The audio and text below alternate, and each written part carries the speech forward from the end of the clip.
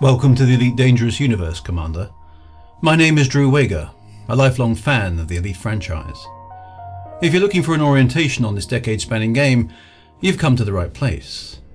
This is the meta lore, the dark years between 1995 and 2012.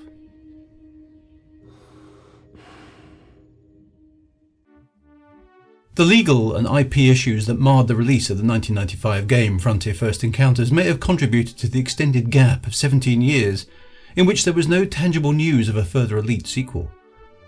Those disputes were never entirely settled and have still had some impacts in recent years, most notably with the interruption to the Kickstarter of the Elite Dangerous RPG by Spider-Man Games.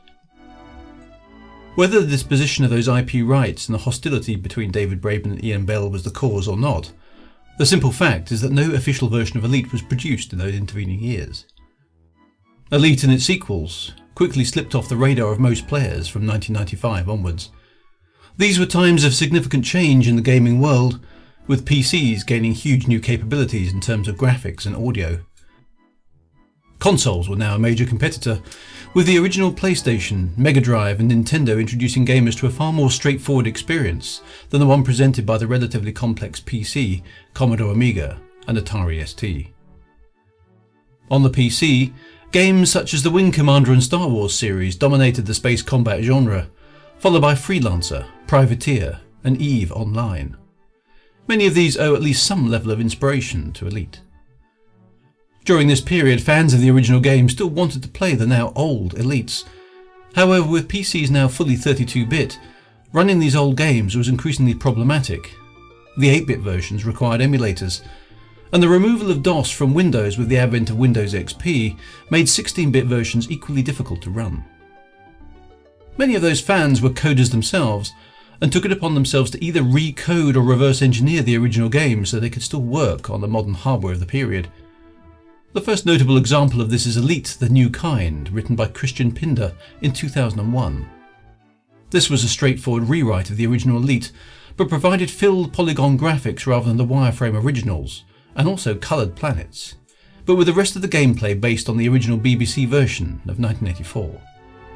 Originally written for Windows, this was ported to Linux, the Game Boy, Unix, MacOS, the Atari ST, Palm and Pocket OS, and most recently, the Raspberry Pi.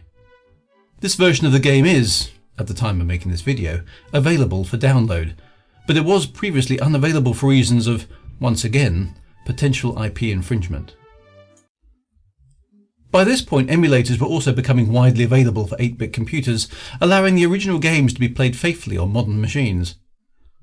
There were some Russian-made clones of Elite for the ZX Spectrum, which added additional gameplay and equipment to the original game, but most versions stayed true to the original concept without moving things forward in a meaningful way. For Frontier Elite 2 and First Encounters, great efforts were made to update these games to use modern PC capabilities such as OpenGL and DirectX, allowing them to work natively in Windows, with much higher resolutions and much improved graphics. Notable versions include GL Frontier, JJFFE, and FFE D3D. David Braben, via Frontier Developments, did make the original binaries for Frontier Elite 2 and Frontier First Encounters available via a website called eliteclub.co.uk under a shareware license. The intention was to provide the source code, but this eventually stalled and the site was quietly retired. Two original fan-led projects also appeared around this time.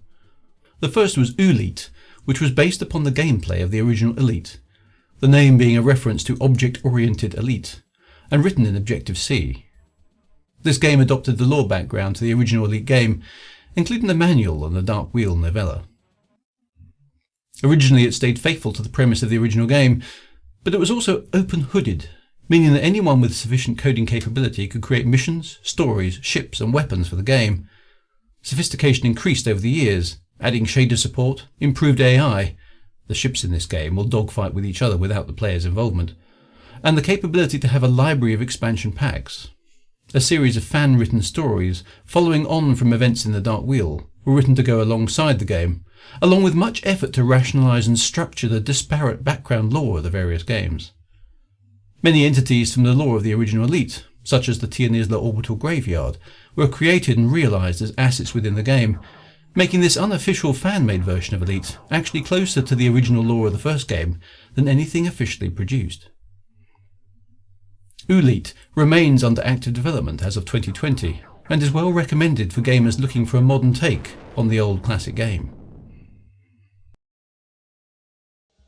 A few years after this, other fans were working on the development of Pioneer, a game which was based around Frontier Elite 2. For many years it was very much a clone of that original game, but it has recently changed focus and become its own entity, dropping the ships and Frontier Elite 2 names from its scope. The gameplay will still be very recognisable to players of Frontier Elite 2, however. This game is also moddable, allowing for scripting and mission creation, new ships, music and sound, and it's also well recommended for players wanting to experience the Frontier Elite 2 style of gameplay in a modern environment. These games were deliberately kept open source and freely available, hoping not to be shut down by officialdom. It appears they were tolerated, but almost no interaction occurred between these fan developers and Frontier developments. Throughout this period there were intermittent rumours of an official Elite 4 that might be in development. Fan speculation continued, and it seemed there was a certain intention for Frontier Developments to produce a sequel. David Braben indicated that he wished to do so on a number of occasions at various trade and press events, but the timeline was always at some point in the future.